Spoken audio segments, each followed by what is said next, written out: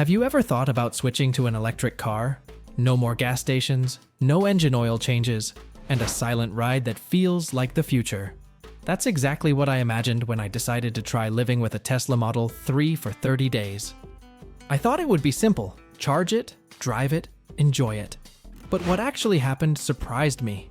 There were moments when I wanted to go back to my gas-powered car, and other moments that made me think I'd never go back.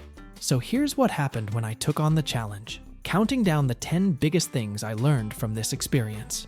10. The silence was peaceful, but also strange. The very first thing I noticed about the Tesla Model 3 was how quiet it was. When I pressed the pedal, the car just moved.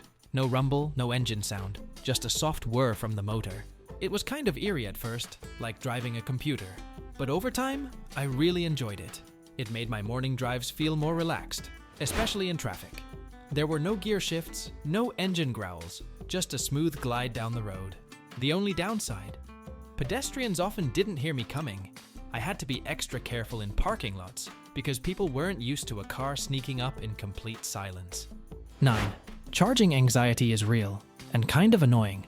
When I first got the Tesla Model 3, I figured charging wouldn't be a big deal since I had a home charger installed. And at first it was convenient. I'd plug it in at night and wake up to a full battery every morning. But once I started driving to places I wasn't familiar with, things changed. I found myself constantly checking maps and charging apps to see where the nearest stations were. It became a weird habit, almost like a backup plan for every trip, even short ones. I also started planning errands around charging.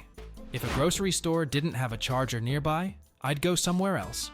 I once skipped my favorite coffee shop just because it didn't have a charger in the area. The worst part was long drives. On one trip out of town, I had to stop for over 40 minutes at a fast charger just to make sure I had enough range to get home. I know that doesn't sound terrible, but when you're used to filling a gas tank in 5 minutes, it starts to feel like you're giving up more time than you should. 8. Home charging changed my habits. Charging at home every night became part of my routine. I'd come home, park, and plug it in, just like charging a phone. At first, I worried about the electricity bill, but it didn't go up by much. Charging overnight during off-peak hours actually made it pretty affordable. The real change was in how I thought about fueling. With a gas car, you only think about fuel when the tank is low. With an electric car, it's something you manage daily. It took a few days to adjust, but once I got into the rhythm, it started to feel normal. 7. Instant torque made every drive more fun. The Tesla Model 3 is quick.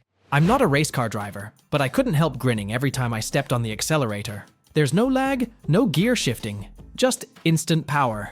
It made merging onto highways feel effortless. And passing other cars? That became a bit too fun. I didn't expect to enjoy the driving experience this much. Electric cars might be quiet and smooth, but they're also powerful. I wasn't just saving money on gas, I was actually having more fun behind the wheel. 6. Public chargers were hit or miss. One of the biggest headaches came when I relied on public charging stations. Some worked great, others didn't work at all, and a few were located in the most inconvenient spots, like the back corner of a parking lot or behind a shopping center. I even had one instance where I got to a charger and all the spots were taken by gas cars. It was frustrating. I learned pretty quickly to always check apps for reviews and real-time availability before heading to a charger.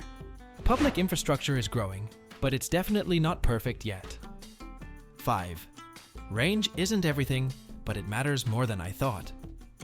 Before I started this challenge, I assumed the Model 3's 272-mile range would be more than enough, and for most days it was. But I didn't expect how fast that number could drop in real-world use. If I used the air conditioning, drove fast, or sat in traffic, the range would tick down faster than I liked. It made me rethink how I drove.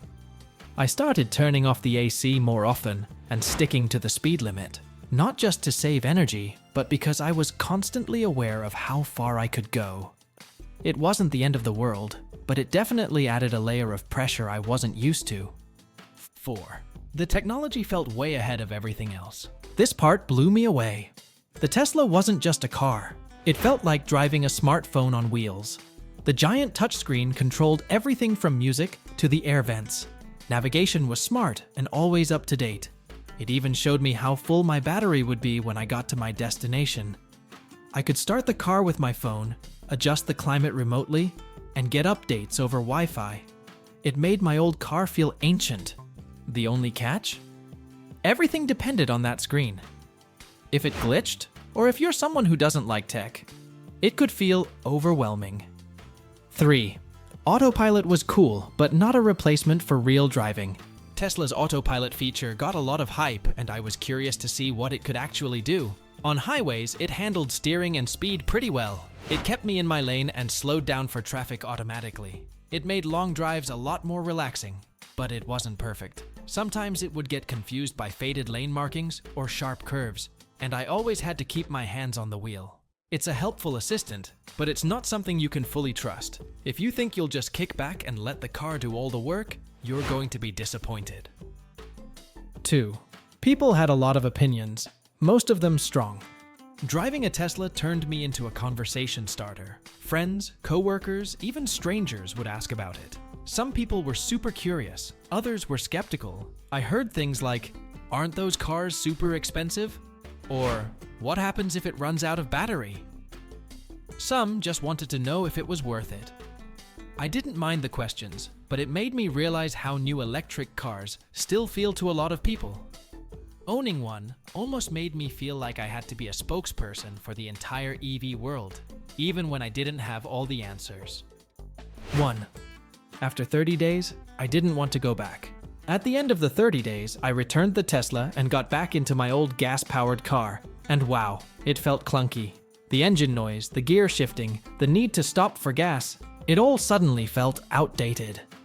I missed the quiet, the smooth ride, and the feeling of never having to visit a gas station.